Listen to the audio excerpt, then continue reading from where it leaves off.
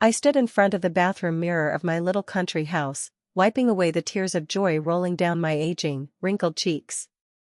At 69 years old, after 45 years of marriage and 2 long, lonely years of grieving my husband, I had finally done something just for me. This cozy home, with its small garden full of hope and sunlight pouring through the windows, it was mine. Completely mine. I had spent my entire life savings, $5,000 saved $1 at a time, cutting back, going without, denying myself simple pleasures for decades. But standing there, breathing in the scent of fresh paint and new wood, I knew it was worth every sacrifice. For the first time in my life, I had a place no one could take away. A sanctuary where I could plant flowers, read my books, drink my morning coffee in peace, and just be. That morning, I ate breakfast in my tiny kitchen while listening to birds singing outside. I watered the plants I'd bought in town and imagined where my favorite old rocking chair would sit by the window. Everything felt calm. Everything felt mine. Then the phone rang. I was gently placing my clothes in the master bedroom closet when I saw my daughter Rebecca's name on the screen. I smiled, hoping she was calling to finally say she was happy for me, even though she had argued about this house from the start. "Mom, it's a waste of money," she repeated for weeks. "You should stay in your apartment, close to us." Close to them, not with me. Close enough to be available. To help. To babysit. To serve. Still, I answered with the same warmth a mother always has for her child, no matter how often her heart has been bruised. "Hello, my darling," I said, my voice full of love. Moments later, her tone cut through my joy like a knife. "Mom, get ready. I'll be there in an hour with 20 people from David's family. Make food for everyone and prepare the rooms. We're staying for 2 weeks. No greeting. No congratulations. Just expectations." The world stopped for a moment. It felt as if the floor shifted beneath me. My heart pounded so fast I thought it might burst through my chest. 20 people, Rebecca?" I whispered into the phone. "I just moved in. I don't have anything prepared. I don't even have food." "Oh, Mom, don't be dramatic," she sighed, as if I were a child. "They're family. You need to welcome them properly.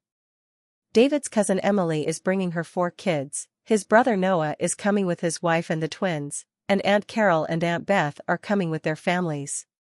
It's vacation time and they need a free place to stay. Your new house is perfect." "Rebecca, I don't have space for so many people. It's a small 2-bedroom home." "There are no buts, Mom," she cut me off. "We are your family. You're supposed to help us. And honestly, why did you buy such a big house if not for us to use? Don't be selfish. We're already on our way, so hurry and get everything ready. And make sure there are enough clean towels. Oh, and pack snacks for the drive back. The kids will want something to eat after swimming in the lake. See you soon." Click. She hung up. Just like that. I stared at the phone in my shaking hand. The joy I had been holding only minutes before evaporated, as if someone had opened a window and let it blow away. 20 people. Invading my home. Without asking. Without considering whether I could handle it, emotionally, physically, or financially. And the way she spoke about my home, as if it were a free vacation rental for her in-laws. I turned slowly, taking in my tiny 2-bedroom, 1-bath sanctuary. Where would 20 people sleep? On the floor? In my little living room, where the couch barely fit? My refrigerator had almost nothing in it, just a few eggs, some milk, and a couple of tomatoes from town. How could I feed that many people? And with what money? But what hurt most wasn't the lack of space or food. What pierced deepest was the realization that once again, what I wanted didn't matter. My daughter had already made the decision for me, about my home, my time, my money, treating me more like an employee than her own mother. As if the house I bought with every bit of my life savings was simply hers to use. I sat on the edge of my new bed, the one I had picked out with such care, imagining the peaceful mornings I thought I would spend reading here. Instead, that familiar hollow ache returned, the same feeling I used to get when Rebecca and her husband would show up at my old apartment, eating whatever food I had, using my washer, watching my TV, and leaving dirty dishes behind as if it were their right. Memories flooded in. The day after my husband's funeral, when I could barely breathe from grief, Rebecca came over with empty boxes and a forced smile. "Mom, you have too many things. You need to get rid of all this," she said, already packing my husband's books. "You don't need them. At your age, you don't read that much." In my shock, I let her take half my memories, including my late father-in-law's gold watch. When I sold my apartment to buy this house, she insisted I give her the money so she could invest it properly. "Mom, you don't understand finances. Let me handle it." When I refused, she didn't speak to me for a month. And now, on the very first day in my new home, she was already claiming it as hers. Tears slid down my cheeks as I looked out at the small garden I had dreamed of tending with peace and purpose. In less than an hour, the silence I cherished would be swallowed by noise and demands.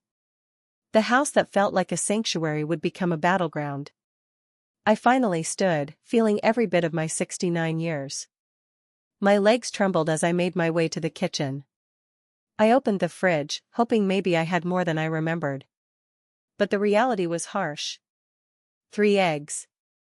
Half a gallon of milk. 2 tomatoes. A small block of cheese. A bottle of water. That was it. I opened the cabinets with shaking hands. 1 can of beans, a can of tuna, a half bag of rice, salt, pepper, oil. And only 4 plates, because I thought that would be more than enough for me. I never imagined my daughter would turn my little haven into a boarding house. The clock on the wall ticked loudly. 50 minutes. 50 minutes to perform a miracle. I grabbed my purse and keys, telling myself I'd have to go into town for groceries. But when I opened my wallet, my stomach dropped. After buying the house, the furniture, and paying the moving costs, I only had $300 left until next month. How was I supposed to feed 20 people for 2 weeks with that? The drive to town felt endless. Each passing minute stole time I didn't have. At the small grocery store, I rushed through aisles, counting every dollar in my head. Rice, beans, pasta, sauce, bread, a few inexpensive vegetables. Nothing special, just enough to stretch and survive. The total, $240. Almost everything I had left. When I got home, only 20 minutes remained. I boiled water for rice and pasta, opened cans, chopped vegetables as tears streamed down my face, not from onions, but from heartbreak, anger, and exhaustion. As I cooked, I kept asking myself, how did I let my life become this? After my husband died, I tried to be the perfect mother, the helpful mother-in-law, the available grandmother. Always saying yes. David once arrived with 3 friends for a football weekend, expecting me to feed and entertain them. Another time, Rebecca dropped off her sister-in-law's 3 kids for a week, unpaid, without even asking if I could. And when I said I had to cancel my doctor's appointment, she dismissed it. "Oh, Mom, don't be dramatic. It's good for you, you won't feel lonely." Lonely. The word hit me like a slap. I had felt lonelier surrounded by family who used me than in true solitude. At least when you're alone, it's honest. It doesn't pretend to love you while taking advantage of you. The sound of cars pulling up outside snapped me back. I looked out the window. 3 cars. Doors opening. Loud voices. Suitcases dragged across the ground. Children running and screaming. Adults laughing like they had arrived at a vacation resort. And there was Rebecca, commanding everyone like the hostess of my home. "Mom," she shouted. "Come help with the bags." I stood there, holding a wooden spoon, and something inside me quietly snapped. Not dramatically. Not with yelling. But in the silent, final way a thin thread breaks when it has carried far too much weight for far too long. I stepped out of the kitchen and opened the front door. What I saw made my breath catch in my throat.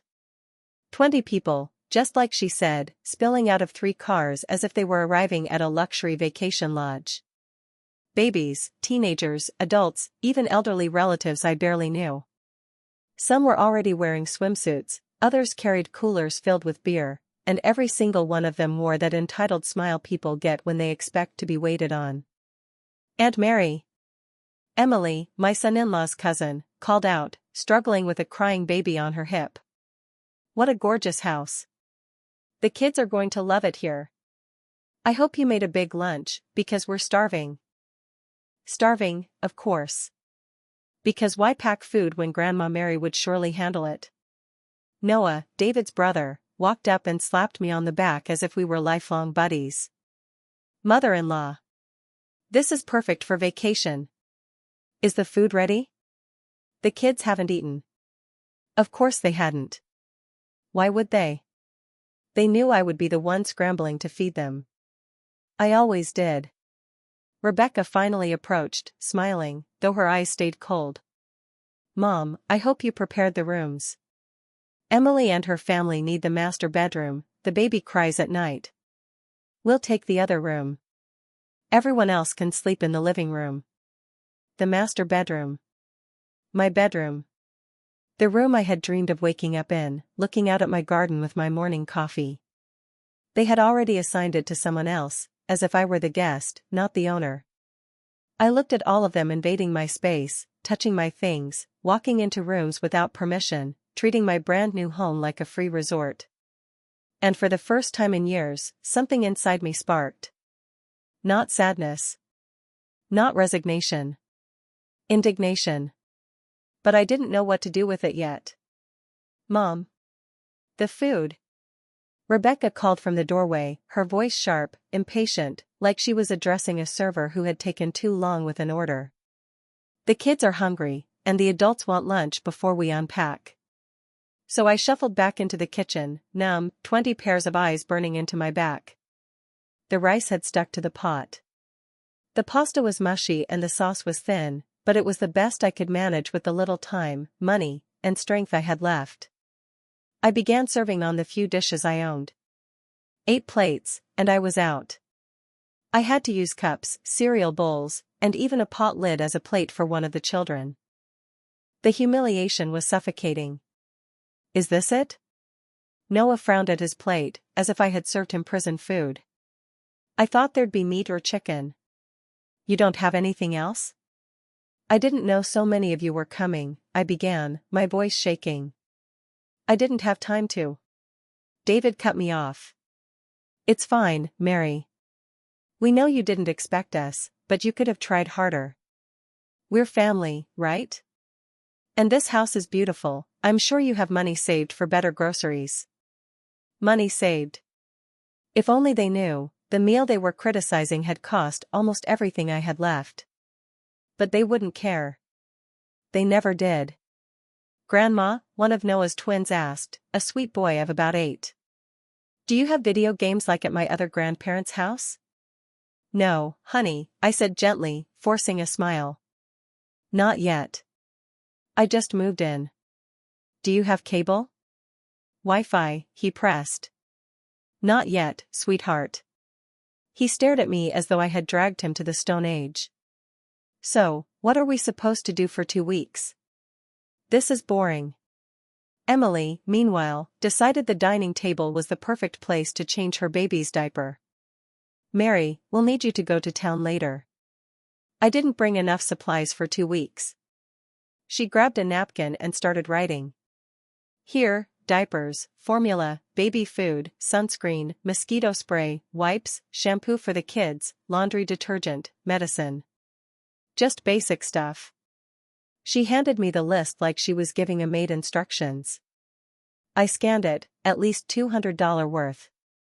The last $200 I had to my name. "Emily," I said quietly, my voice cracking. I don't have much money left right now. I just bought the house and." "Oh, don't be dramatic, Mary," she laughed, waving her hand. "These are basics. It won't kill you. And it's for family.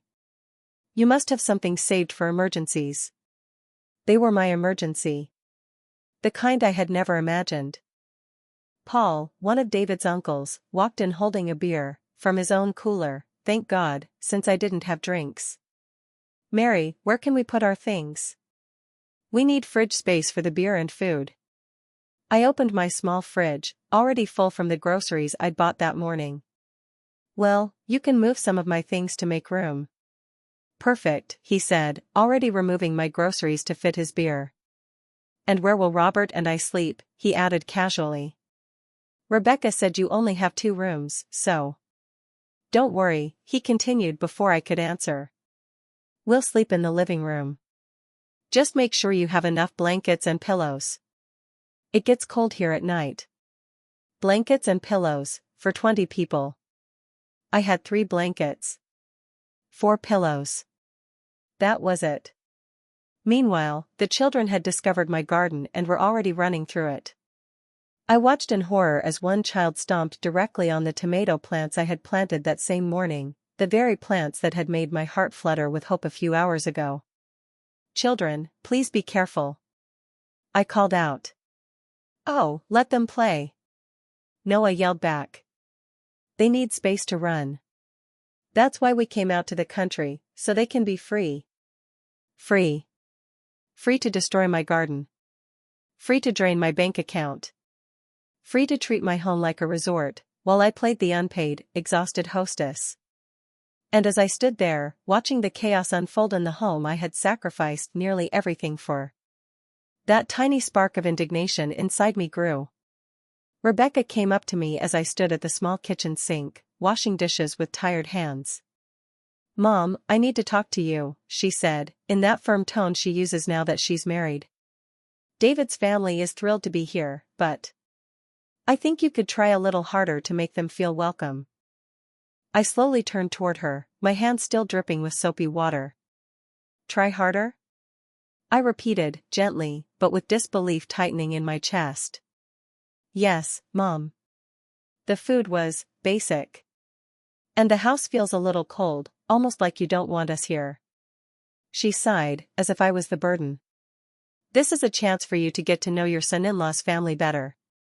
You should be grateful they want to spend time with you. Grateful. That word hit me harder than any insult ever could. Grateful that 20 people showed up at my home without asking. Grateful after they ate my food, criticized my cooking, trampled through my garden, used my house like a hotel, and treated me like their maid. And Mom, she added, folding her arms, I really hope you're not planning to charge them anything to stay here. That would be extremely stingy of you. Charge them? The thought hadn't once crossed my mind, but now that she said it, why shouldn't I? Anywhere else, 20 people staying for 2 weeks would be paying hundreds, thousands of dollars. Yet here I was, footing every bill in silence. But I said nothing. Not yet. I simply nodded, turned back to the dishes, and felt a small spark inside me, tiny, but bright. A spark of indignation. A spark of self-worth waking back up. That night, while 20 people slept comfortably in my home, I lay curled on the small living room sofa, my back aching, eyes wide open, listening to snores echo through the house. I stared at the dark ceiling and wondered. When did I lose control of my life? The answer came quietly, but clearly. I lost it piece by piece. Every time I said yes when I desperately wanted to say no. Every time I put others' needs above my own. Every time I let someone treat my time, my home, my money, my peace, as if it had no value. But for the first time in many years, another thought followed. It wasn't too late to take my life back. I woke up at 5 a.m. with a sharp pain in my back from that sofa. For 30 precious seconds, the house was silent. Then it began, like a storm. Emily's baby started crying, which set off every child in the house. Little feet pounded down the hallway, screaming, laughing, jumping as if this were a vacation resort instead of a 69-year-old widow's modest home. Coffee. I needed coffee just to survive the morning. But when I reached the kitchen, Noah was already there, head buried in my refrigerator as if he owned the place. Morning, Mary, he said casually. Where's the coffee? And we need milk for the kids' cereal. I don't have cereal, I said softly. He stared at me like I'd committed a crime. What do you mean you don't have cereal? What are the kids going to eat? A fair question, but I had no fair answer. I didn't have cereal. I didn't have extra milk.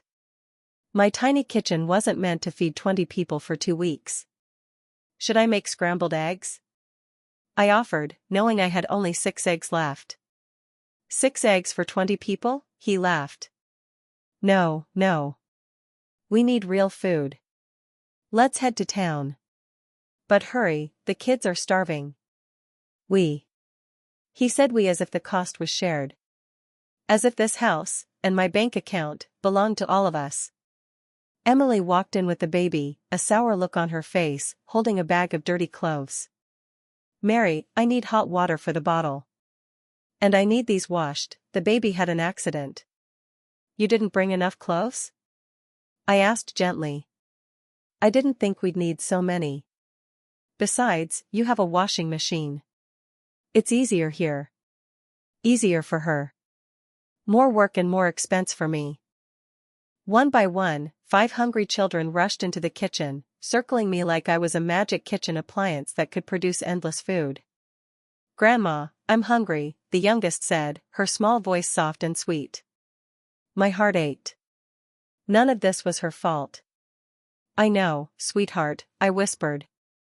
Let's see what we can find. Then Robert wandered in, yawning. Mary, got any real coffee? Not that instant stuff. Instant coffee was all I had. His disappointment was obvious. Well, I guess we'll add that to the list, he said. We'll get everything we need for the next few days. There it was again, we. Rebecca came downstairs, from my bedroom, looking well-rested and refreshed. Good morning, Mom. Is breakfast ready? David doesn't like to wait. Rebecca, I began, I don't have enough food for. Mom, she cut me off sharply, we talked about this. You need to be more organized. We are 20 people. You can't just improvise like this, Mom, Rebecca scolded. Why don't you make a proper shopping list and go into town? We can stay here and take care of the house. Take care of my house, while I spent my own money to feed them. The irony stung. David appeared behind her with the same polite, insincere smile he always used when he wanted something. Good morning, mother-in-law. I heard you're heading to town. Could you pick up some cigarettes and beer? The ones we brought won't last the full 2 weeks. Oh, and we'll need charcoal for a barbecue. Cigarettes. Beer. Charcoal. Their list of wants kept growing, while my savings kept shrinking. David, I don't smoke and I don't drink. I don't even know what brands to buy. He shrugged. Anything is fine, as long as we have enough to have a good time. A good time, with my money, in my home, while I was treated like their unpaid help. Then Paul joined in, as if this were a family meeting and I was the staff. Mary, we were talking last night and thought it would be great to host a big family barbecue. We could invite more relatives who live nearby. What do you think, maybe this weekend? More relatives? I asked, feeling my pulse quicken. Yes. We're a close family. It'll be fun, he said cheerfully. We just need you to buy enough meat for about 30 people. Nothing crazy. 30 people. Meat for 30 people. Another $500 at least, money I did not have. I don't think I can afford. Oh, Mary, don't be so stingy, Emily cut in, bouncing the baby on her hip. It's a family gathering. And besides, think of all the money you're saving by not paying for a hotel for all of us. Saving money? As if them staying in my home cost nothing. As if my food, my electricity, my water, my time, and my peace had no value at all. Meanwhile, the children had found the last box of crackers I kept as a backup for myself. 5 little hands dug right in, crumbs flying everywhere. Kids, please don't eat those. I snapped, my patience thinning. What's the problem with crackers, Mom?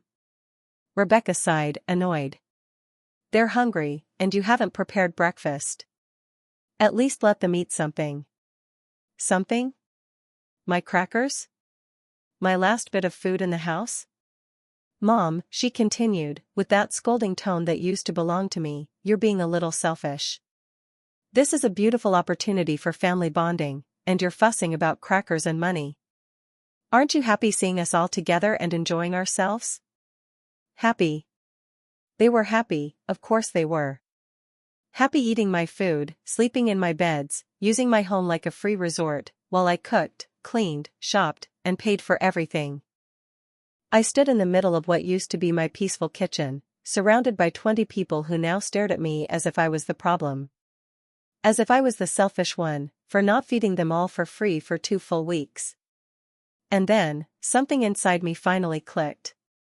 It wasn't loud or dramatic. It was quiet, like a puzzle piece that had been out of place for years finally sliding into position. Suddenly, I saw the full picture with a clarity that almost startled me. These people didn't love me. They needed me. And I had spent most of my life confusing those two things. It's fine, I said, surprised by the calmness in my own voice. I'll go to town and buy what you need. They all smiled, satisfied, believing they had once again won the battle with the sweet, obedient grandma. But as I picked up my purse and car keys, I wasn't thinking about grocery lists or errands. I was thinking about the lawyer's office I had noticed in town yesterday. A conversation that was long overdue. For the first time in days, I stepped outside with a real, genuine smile. The drive into town that morning felt like the most freeing moment I'd had in years. For the first time since they'd arrived, there were no demands, no children screaming, no adults treating me like a maid. Just me, my thoughts, and the quiet. I didn't go straight to the supermarket like they assumed I would. Instead, I stopped at a small cafe on a corner and ordered myself a real cup of coffee, hot, strong, and made by someone else. I sat there, letting the silence wrap around me like a warm blanket. "Are you all right, ma'am?" the waitress asked, a middle-aged woman with kind eyes. "You look troubled." I gave a small, tired smile. "Let's just say I'm going through a complicated family situation." She nodded with a knowing sigh. Family. Sometimes, they're the ones who hurt us the most, aren't they? Her words struck like lightning. Because that was the truth. My deepest wounds weren't from strangers, they came from the people I loved the most. After finishing my coffee, I walked across town until I found the office I'd been thinking about. Jeremy Stone, attorney at law. The sign was simple, but solid. I took a deep breath and went inside. "Good morning," the lawyer greeted, a man in his early 50s with a warm, reassuring presence. "How can I help you?" "I need legal advice about a family situation," I said, feeling almost embarrassed, but determined. He invited me to sit, offered me a glass of water, and I told him everything. The unannounced visit, the 20 people overrunning my home, the expenses they expected me to cover, the disrespect, the emotional exhaustion, all of it. He listened quietly, taking notes. "Mrs. Albright," he said gently but firmly when I finished, "what you've described is financial and emotional abuse. Being family doesn't give them the right to use your home or your money without your consent." "But, they're my family," I whispered, hearing myself repeat the excuse I had used all my life. He leaned forward slightly. "True family loves and respects you. They don't exploit you." I swallowed hard. Hearing it said out loud, by someone with no emotional ties, made it real. "Have you considered setting legal boundaries?" he asked. Legal boundaries. The words felt strange, almost foreign. "What kind?" "Well," he said, "first, your home is your private property. You have every right to decide who stays, for how long, and under what conditions. If someone refuses to leave when you ask, they are legally trespassing." My own family, trespassing. He continued, "Also, if your property is being used as lodging for that many people, you have the right to charge them for housing, meals, utilities, everything. At a hotel, they'd be paying hundreds of dollars a night." So? I could charge them? I asked, part terrified, part hopeful. Absolutely. It's your home. Your resources. If they came uninvited and expect you to provide for them, you have every right to treat it as a paid stay. I walked out of his office with a folder full of documents, and a brand new outlook on my life. Inside that folder was a formal letter with clear lodging terms, including nightly rates per person, meal charges, and service fees. There was also information about my rights as a homeowner and legal steps if anyone refused to comply. My next stop was the bank. I needed to see the damage in black and white. And the number stunned me. In just 48 hours, I had spent $520. At that pace, I would be flat broke in a week. The young bank manager reviewed my account with concern. "Mrs. Albright, these transactions are unusually high for your income. Is everything okay?" I briefly explained, and he nodded with sympathy. "I've seen this before," he said quietly. "Older adults being financially drained by relatives. You can put protections in place. For example, we can set up a spending limit so any large purchase requires your approval. A safety net, one I never knew existed." Finally, I stopped at the store, but this time I shopped differently. No one else shopped with my money today. I bought only the basics: rice, beans, pasta, tomatoes, a few vegetables. No luxuries. No meat for a family barbecue. No beer. No cigarettes. Total, $50. When I returned 3 hours later, the complaints hit before I even set the bags down. "Mom, what took you so long?" Rebecca snapped. "The kids are starving." "Where's the meat for the barbecue?" Paul demanded. "And the beer?" David added. "And my cigarettes?" Robert chimed in. They all stared at me, waiting for me to apologize, to explain, to fix everything. But this time, I didn't feel guilt. I felt clarity. "I bought basic groceries," I said calmly. "Rice, beans, pasta. Enough so no one goes hungry." "But what about everything we asked for?" Emily pressed. "I didn't buy those," I replied. Silence fell. 20 pairs of eyes stared at me as if I had completely lost my mind. "What do you mean you didn't buy them?" Noah said, baffled. "I can't afford to buy meat for 30 people. I can't afford to buy alcohol, or cigarettes, or everything else you listed. I only had enough for basic food." "But Mom," Rebecca protested, using that same condescending tone she once used on her children. "We know you have savings. Don't be stingy." I pulled out the bank papers and held them up. "These are my statements. In 2 days, I've spent $520. I have less than $300 left for the rest of the month. There is no more money. No hidden stash. No secret savings. This is it." The papers moved slowly from hand to hand like court evidence. Their faces shifted, from disbelief, to discomfort, to irritation. David finally broke the silence. "Well, then we'll just find alternatives," he said, puffing himself up. "We can all chip in for the expenses." I nodded slowly, then reached into my bag and pulled out a second folder, the one from the lawyer's office. "Wonderful. I'm glad you said that," I replied, my voice steady. "Because I visited an attorney this morning and had a document prepared with formal lodging rates for staying in my home." The room froze. Not the same silence as before, this one was colder, heavier, the silence of people who suddenly realized the person they were exploiting had woken up. I opened the folder and read clearly. "Rates will be as follows. $100 per room, per night. $50 per person, per day for meals. $20 per day for basic services, water, electricity, laundry." I looked up. At this point, after 2 days, the total owed is $2,800. The air became so still I swear I could hear their heartbeats. Rebecca's voice shot through the quiet, high-pitched and scandalized. "You're charging us to stay in your house?" "No," I said calmly. I'm giving you the choice to pay for what you're using, or to stay elsewhere. For the first time in decades, I controlled the conversation. The reaction came like an explosion, 20 voices overlapping, shouting, accusing, guilt-tripping, each one clawing for control. But there was a wall inside me now, a strong, invisible wall, and none of their words could get through. David slammed his hand on the table. This is ridiculous. We're family. You can't charge your own family. Rebecca jumped in, eyes glistening with her signature fake tears. Since when are you so greedy, Mom? Dad would be rolling in his grave if he saw this. They thought invoking my late husband would break me. Instead, it did the opposite. I straightened my back.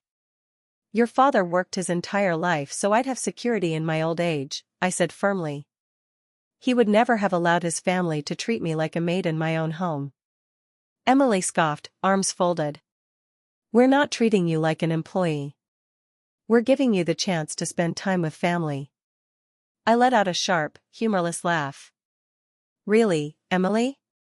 Since you arrived, you've had me washing your baby's clothes, boiling bottles, and buying diapers and formula with my money. That isn't spending time. That's unpaid labor. But we're family, she repeated weakly. That's what family does. My voice was calm, almost too calm. Family respects each other. Family contributes. Family doesn't drain one person dry and call it love. I paused. What you're doing isn't love. It's exploitation. Noah stepped forward, trying intimidation instead, his voice low, patronizing. Mary, you're losing it. Maybe you need medical help. This isn't you. I met his stare without blinking. You're right. This isn't me. This isn't the woman you could walk all over. That version of me is gone. Rebecca tried one more low blow. You should be ashamed. What will people think when they hear you charged your own family? I didn't flinch. Probably the same thing they'd think about a family who barged into a 69-year-old widow's home and expected her to feed, house, and finance 20 people for free. This time, no one had a comeback.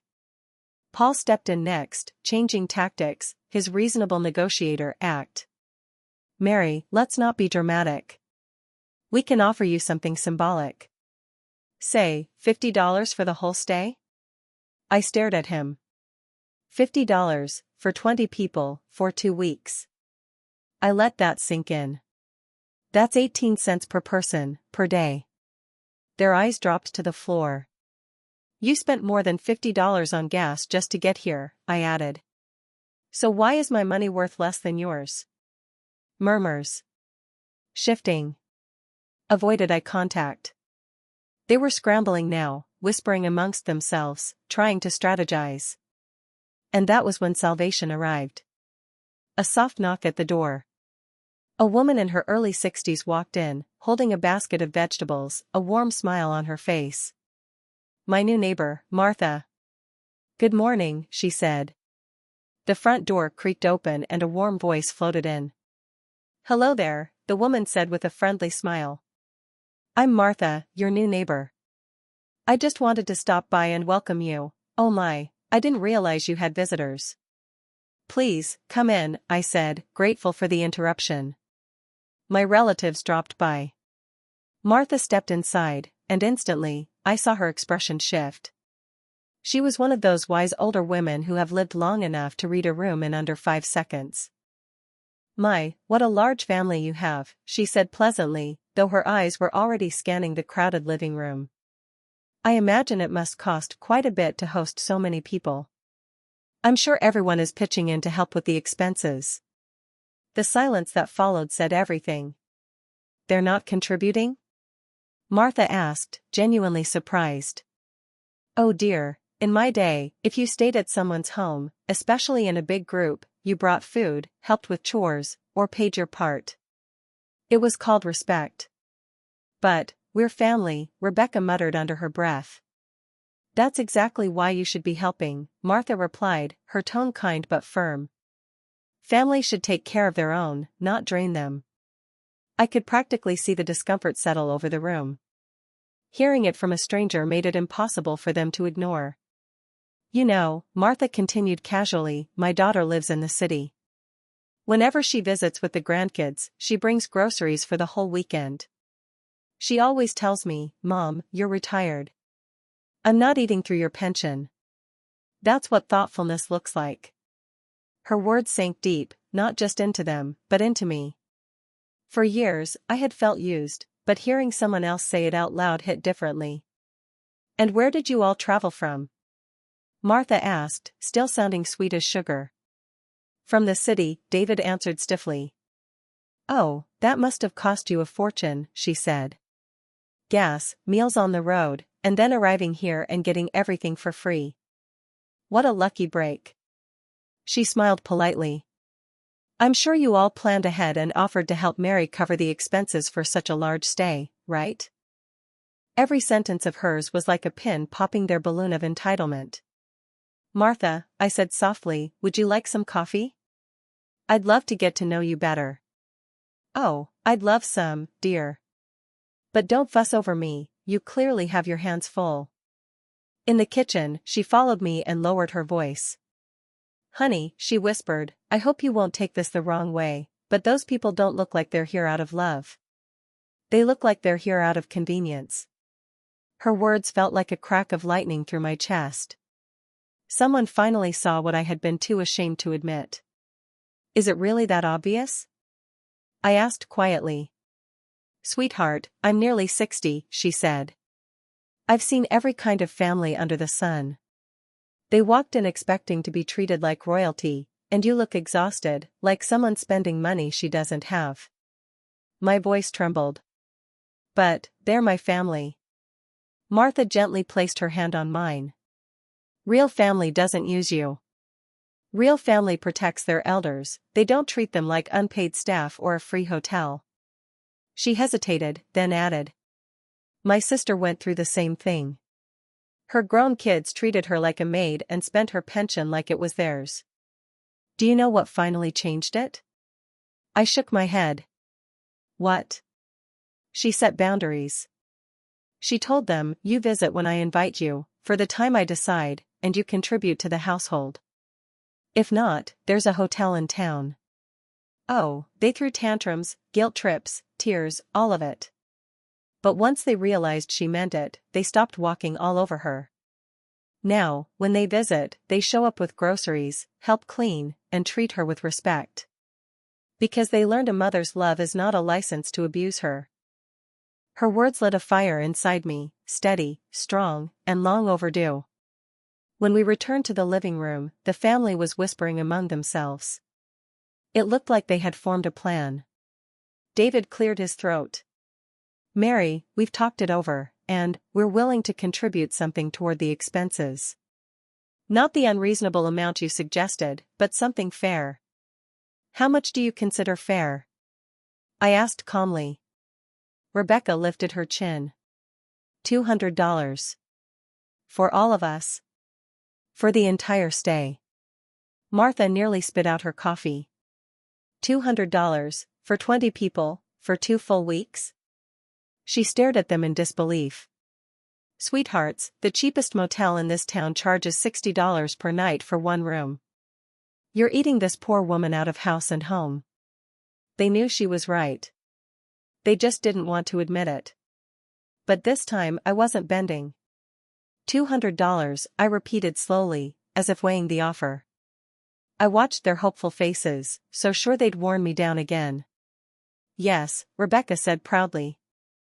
See? We're being reasonable. We want to contribute. But the woman who used to accept scraps of respect was gone. Martha gave me that knowing look, one only wise women wear, when they can sense a turning point. She knew exactly what I was about to do. All right, I finally said, I'll accept your offer. A wave of relief swept across the room. They thought they had won. But then I added, calmly and clearly. On one condition. Every smile froze. Since this is now a paid arrangement, I'll need you to sign a lodging agreement. A contract? Noah asked, narrowing his eyes. Of course, I said. If you're paying for services, we should all be clear on what those services include, and what they don't. It protects everyone. I placed the documents on the coffee table.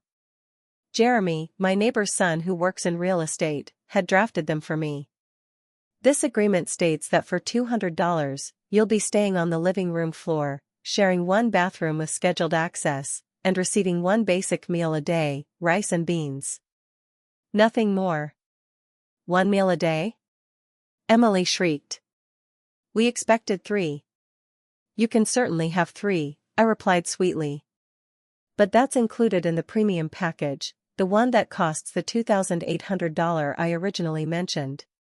David jumped to his feet. This is ridiculous.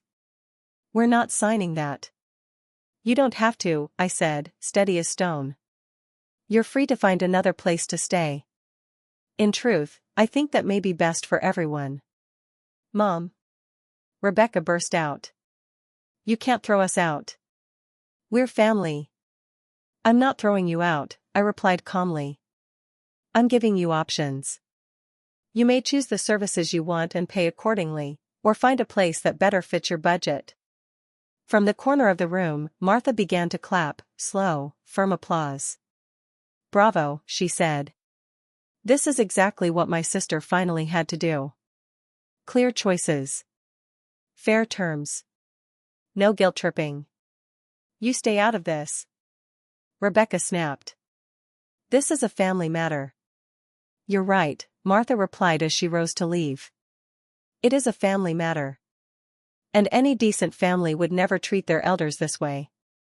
Before stepping out, she turned to me. Mary, you know where I live. If you need anything at all, call me. Around here, neighbors take care of each other. The door closed behind her, and a heavy silence filled the house. I could practically see their minds racing, searching for a new angle. Paul tried first, using guilt like a weapon. Mary, your late husband and I were close. Closer than brothers. Do you really think he'd approve of you treating his family like this? I looked him straight in the eyes. My husband taught me to value myself. He believed love is proven by actions, not words. And he taught me that allowing others to take advantage of you isn't love, it's weakness. Robert jumped in next, going for intimidation. Mary, think carefully. There are a lot of us, and you're alone. Do you really want the whole family against you? In the past, that would have shaken me. But now, it only confirmed the truth. These people didn't love me. They needed what I provided. And when they couldn't control me with affection, they turned to fear. Are you threatening me, in my own home? I asked, still calm. It's not a threat, he muttered. Just reality.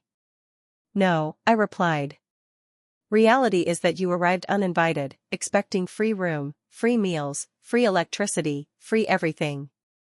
Reality is, when I asked for fair contribution, you refused. And now that you've been offered reasonable options, you resort to bullying and manipulation. That's when Emily burst into loud, dramatic tears. I can't believe how heartless you've become, Mary. My baby needs stability, and you're kicking us into the street. Your baby needs parents who can provide for him without draining an older woman's savings, I said. If you can't afford a vacation, don't take one. At that moment, the children ran inside. Grandma, why is everybody yelling? The youngest asked. My heart ached for them. They were innocent, used as shields in a battle they never asked to be part of. The grown-ups are discussing something important, I said softly. Why don't you play outside a little longer? But we're hungry, one of the twins whispered. Is dinner ready? I looked at the adults. Not one moved. They expected me to cook, as always. Parents, I said, your children are hungry. There's rice and beans in the kitchen. You can prepare dinner for them. You're not going to cook? Noah asked, outraged. I cooked yesterday, and the day before. Today, it's your turn. But we don't know how. Emily cried. Then today is a good day to learn, I said. Or take them into town. There are plenty of restaurants. That was the breaking point. That's it. David shouted. Rebecca, pack up. We're leaving. Where will we go? She panicked. We don't have another place. We'll figure it out. Anywhere is better than staying with this version of your mother. I sat still, watching them scramble around, stuffing clothes into bags. A small part of me felt sorrow. But a much larger part felt something else, relief. When they were ready to go, Rebecca faced me. This isn't you. I don't know what's happened, but I hope one day you realize what you've done.